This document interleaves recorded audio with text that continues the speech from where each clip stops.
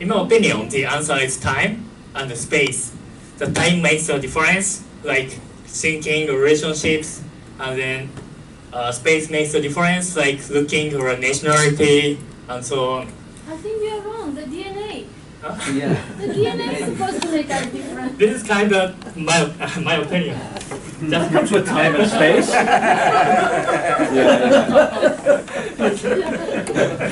I'm sorry. Okay, thank you for replying.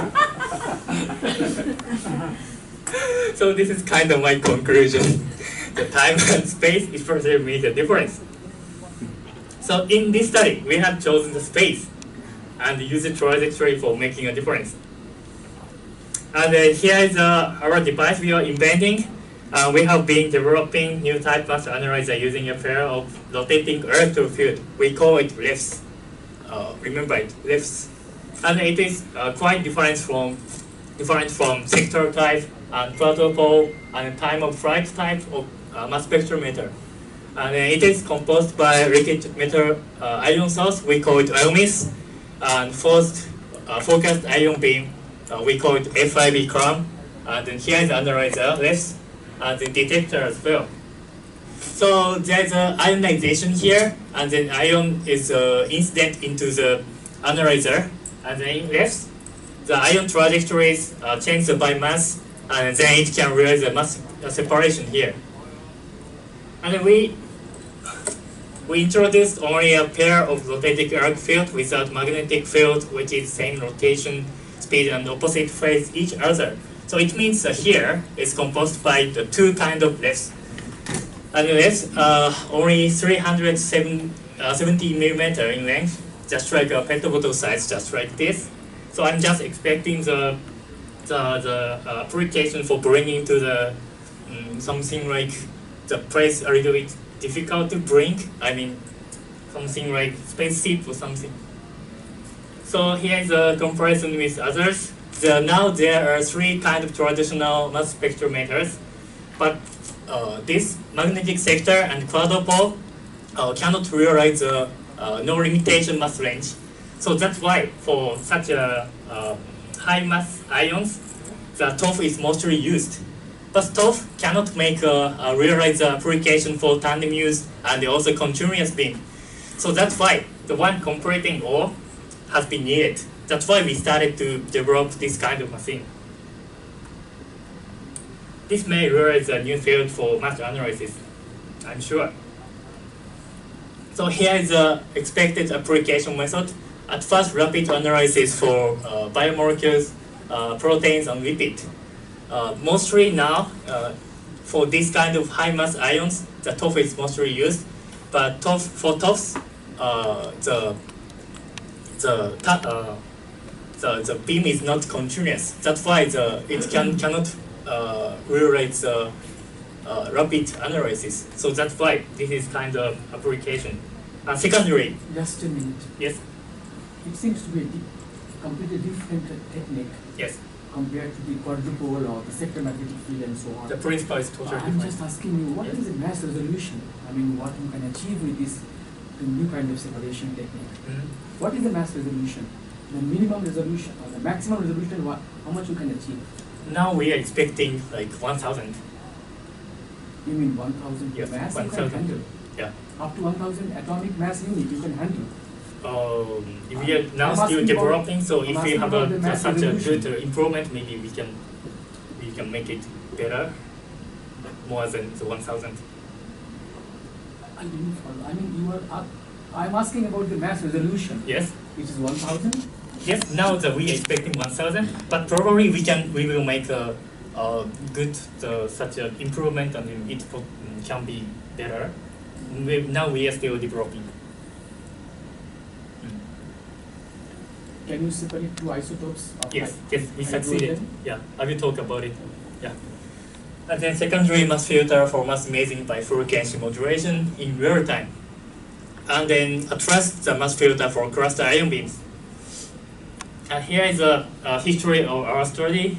2013, that project has started by supported from JST Center program, and then we succeeded to mass separate gallium isotopes and also mass spectrum in 2015. And then main point in this study is that we succeeded in mass separation of gold germanium alloy, and then also succeeded to identify the origins of the unknown annular patterns gold germanium alloy by theoretical calculation and top imaging. So here is the principle. The rest type mass analyzer is composed by two refs, as I told you, and we call it upstream ref and then downstream ref. And then each ref consists of the 8 electrodes, just like this. And then sinusoidal waves, shifted by 45 degrees, are outputted by direct digital synthesizers. We call it DDS on each electrode. So there are 8 electrodes here, and then each electrode has those sinusoidal waves shifted by 45 degrees following this equation. Therefore, it is seen as if electrode rotates spuriously and makes a rotating electrode inside here. So here is how to generate the sinusoidal waves in DDS. The whole device is composed by DDS, DDS power supply, and host PC and power amplifier. And then first we operate on the PC through Japan, and then the signal is outputted to the DDS through passing ARM microcomputer. And then at last, in the power amplifier, it gets amplified and then finally outputted to the each electrode directly. And then they all are observed on the oscilloscope in real time, just like this. And here is the DDS, and the device is operating sinusoidal waves here.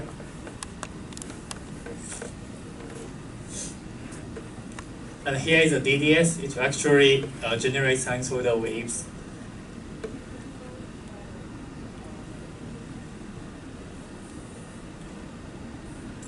And here is for downstream ref, and here is for upstream ref. There are 8 channels, and we operate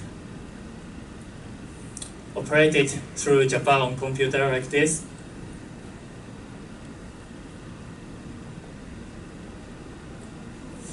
And the output signal is sent to the DDS through USB cable.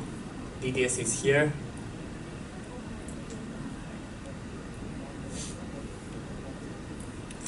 And then sinusoidal waves is generated, and then amplified the power amplifier at the bottom, this one.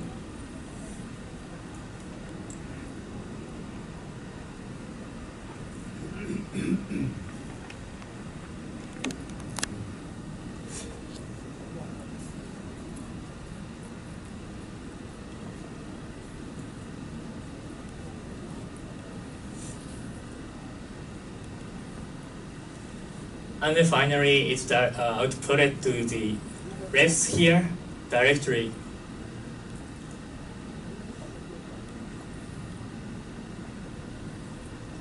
And then we can monitor the waveform on these 3 oscilloscopes in real time, as I explained. The system is just like this. And then ion travel into the upstream ref, here. And then in upstream ref, the mass separation is performed slightly, and then this blue one is a trajectory of the ion in the upstream ref.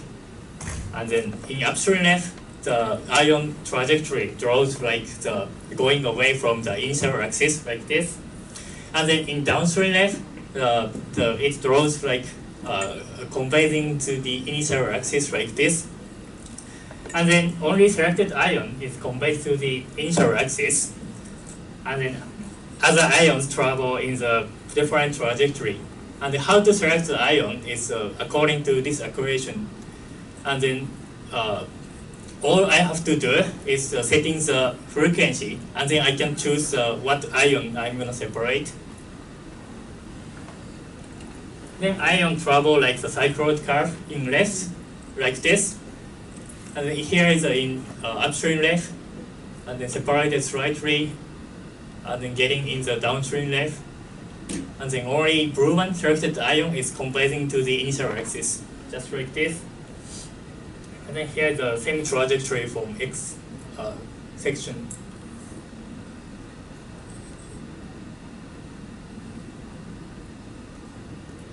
What is the possibility of the ion has to be stable because the ion can come out of the gap between the two electrodes even.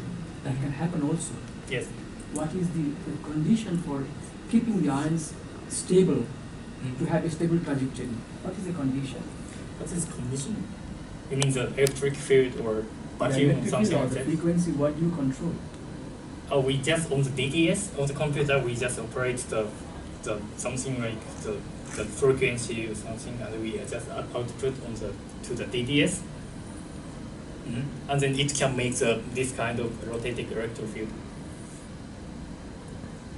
I didn't get your point. Maybe. No, Yes. I'm comparing with the quadrupole cases. Yes. Here also similar, very similar. Oh, yes. But here you have the octupole probably. So ions can even go out of the trajectory and pass out, come out of the between with the gap of the Yes. octupoles. How Yes. to control that trajectory? How to make it stable oscillations? For the only for ion comprising the interaxis, I can choose following this equation, and the other ions probably cannot be detected on the screen.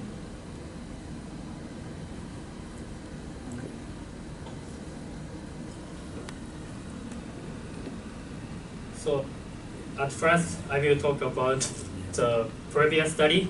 This is the mass separation of gallium isotopes. At first, we obtained the mass spectrum and then obtained the annual patterns as well. So here is the experimental procedure. We connected the left to the FRB clamp and then also detector, and then the gallium in iomis is ionized by extractor here. And then DDS gets activated, and then ion beam is focused by several devices like CL, OL, and diffraction electrode, something like that. And then mass separation can be observed as annual patterns on fluorescent screen here, I mean. And then we focus ion to observe the fluorescent screen in its appearance. And the Faraday curve here, we installed here, can detect the electric current from the ion having conveyed into the initial axis. So finally, we obtained the mass spectrum by sweeping the frequency from 1110 kHz to 1140 kHz at 1 kHz intervals. Here's the other facilities. We installed the 3 kind of pumps to keep a vacuum, and also we installed the ampere meter to detect the electric current for obtaining the annual patterns, and also mass spectrum. And this stuff is for the taking picture as a data, and then also observing the appearance of fluorescent screen. Okay, the experiment condition is listed here. And then let me show you how to operate this device.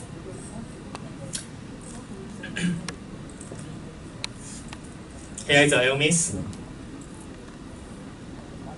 Then we will emit now. It's placed at the tip of the pipe, I mean here.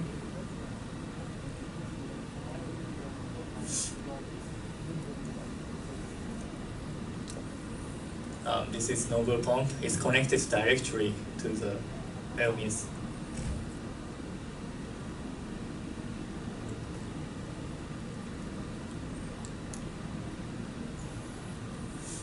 And then we can monitor the degree of vacuum here. That's the ion pump, I mean noble pump.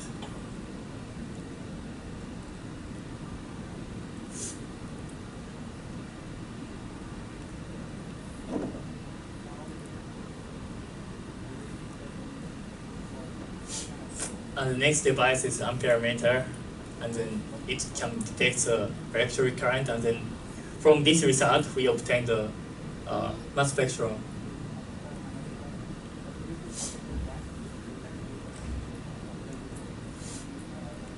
And then ion beam is operated by the computer.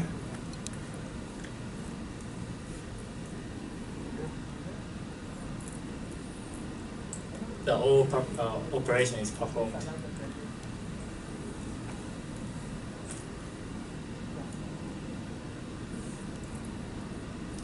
Then here is a CL, the OL, and then extractor, and then also filament current, and accelerating voltage.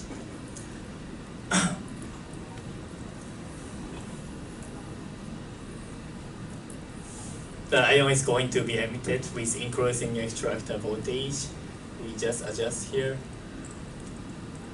Then when emission is performed completely, the intensity of beam will be rising. This purple one.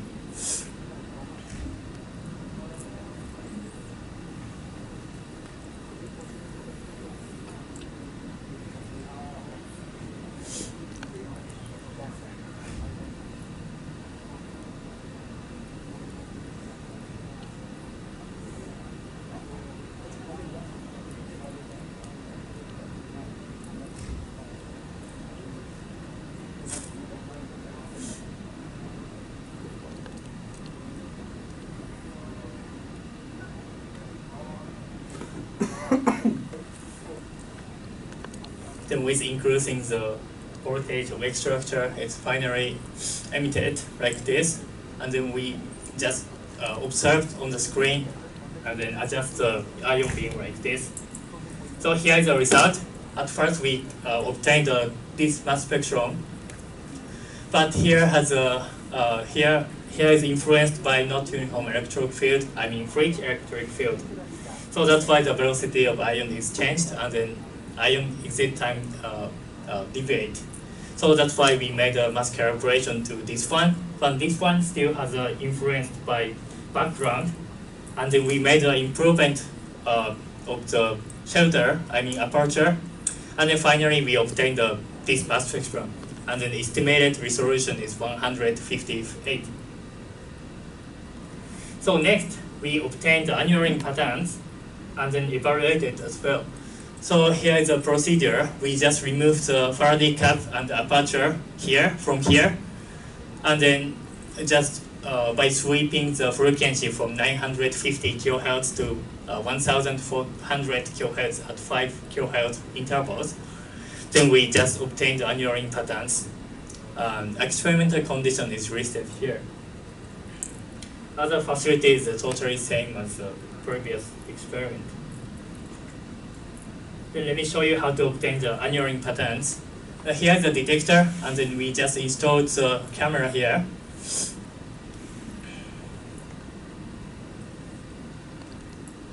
Then we can observe the annular patterns on the fluorescent screen. And then with observing this screen, we just adjust the ion beam.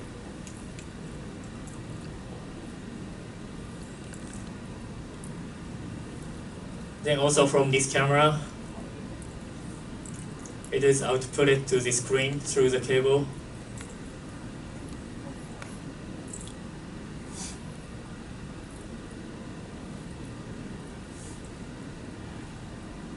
This one, and then condition of the experiment is just like this. And then criterion of mass resolution. At first, we obtained a curve from the this is kind of annular patterns, and then from this kind of annular patterns, we just obtained a curve just like this on the luminance on their fluorescent screen by software, which is called JPEG Viewer. And then finally, the function was converted to the Gaussian function by Gaussian filling. Then finally, we defined m per alpha as a mass resolution and then evaluated. And here is the result. At the frequency is 950 kHz. On the edge of screen, these patterns came out, and then with increasing the frequency, it gets smaller like this. And then at the frequency is 1135 kHz, it finally conveys to the initial axis. And then we just go on the increasing frequency, and then the appearance got back like this. But the turn of gallium isotopes is different. as you can see.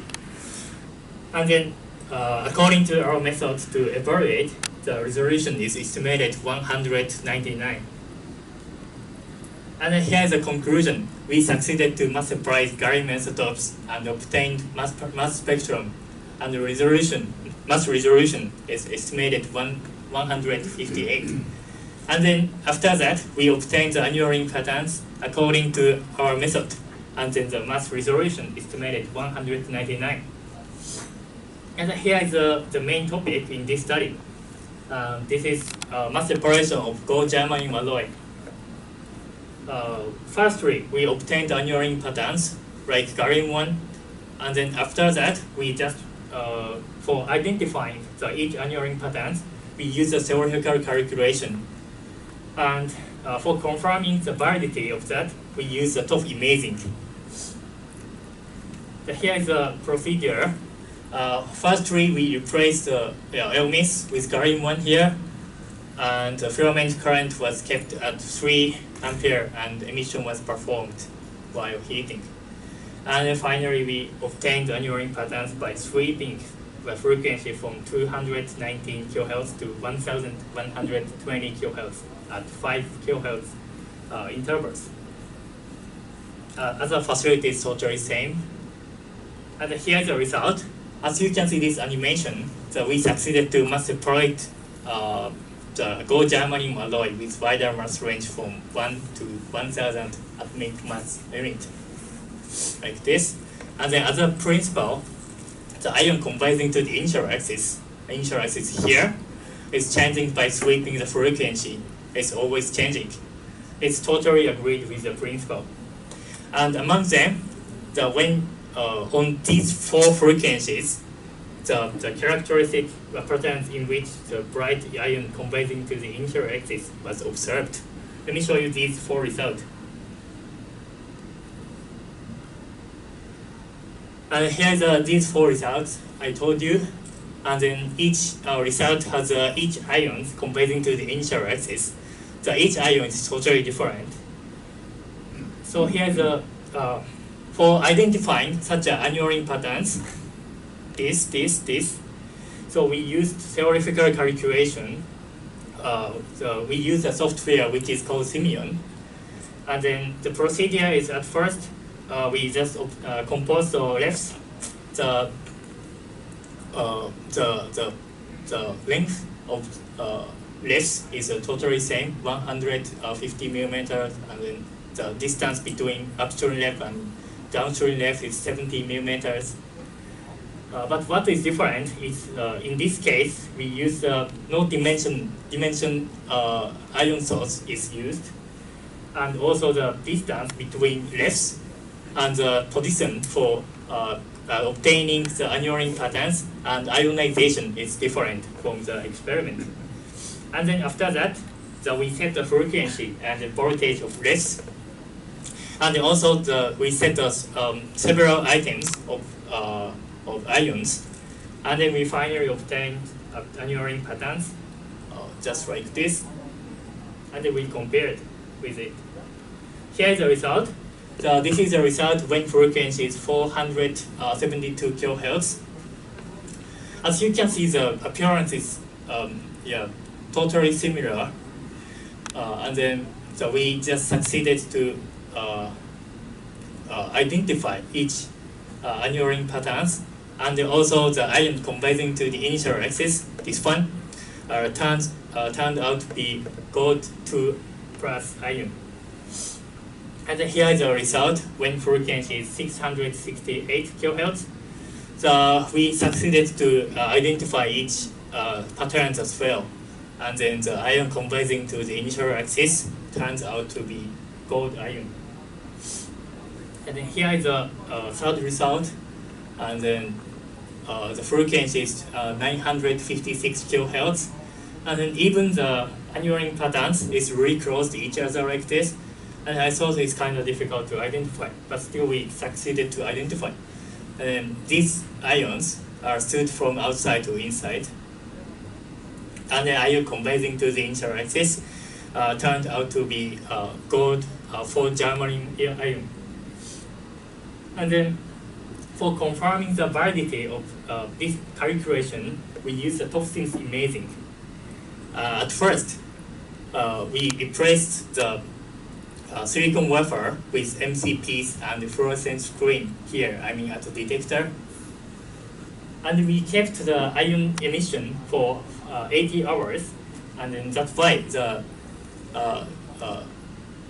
silicon wafer was implanted by mass-separated ions. And then experimental condition is this.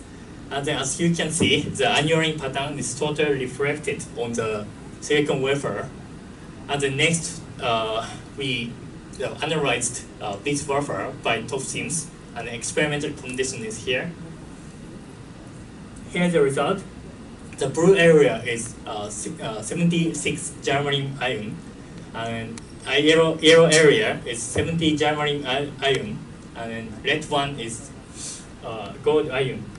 And the point is gold ion is stood inside germanium isotopes, and the lighter germanium ions are stood inside heavier germanium ions.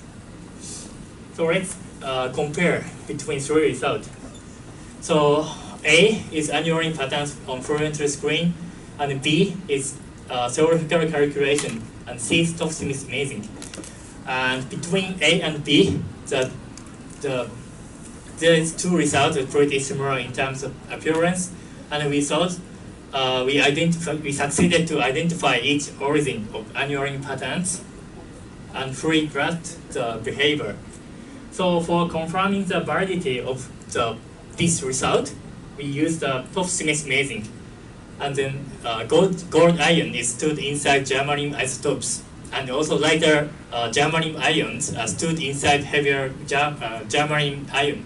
So these two topics is totally agree on these two results. So I can say we just confirmed the validity of the result. Here is the conclusion. In this study, we succeeded to mass separate gold germanium alloy.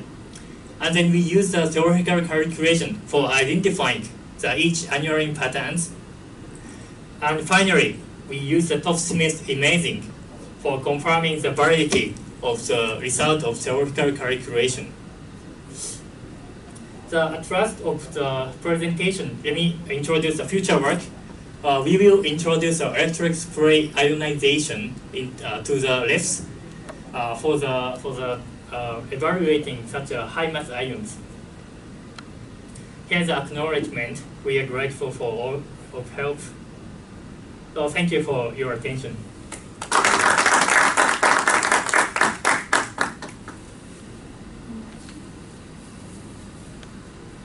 Then I take immense pleasure of inviting Mr. Fernando Mendoza from Michigan State University to felicitate Mr. Tokio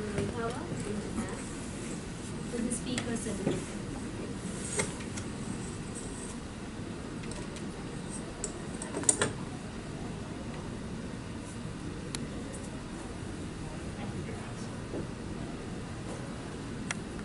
Thank you.